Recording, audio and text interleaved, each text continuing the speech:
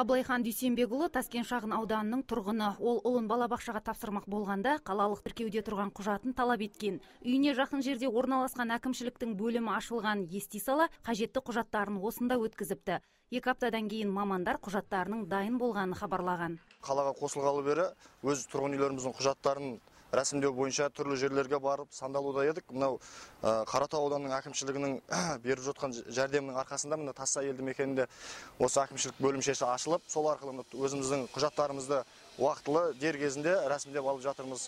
Сайрамда ашылған бөлім сәуір айынан бастап жұмыс жасаса, Тассай елді мекенінде бұл бөлім жұмысын бастағанына 1 ай ғана уақыт болған. Осы аралықта құжаттарын өткізуге ниет білдірген тұрғындар санын артқан. Мәселен, Сайрамдағы бөлімшеде жарты жылда 2000-ға жуық құжат қабылданса, олардың 700-дейі қолына қайта рәсімделген құжат алған. Эфир арқылы айтқым келетіні, осы азаматтардың барлықтарының осы елді мекеннің тұрғындарына өздеріңіздің құжаттарыңызды Шымкент қаласына қайта рәсімдеп алу мүмкіндіктеріңіз бар.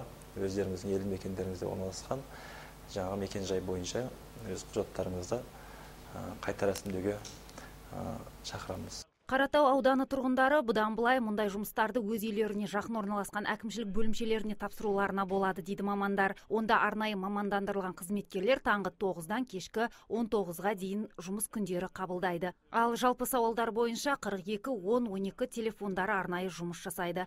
Ардақберден, Айдар Мырзадәулетов, ТВК телеарнасы.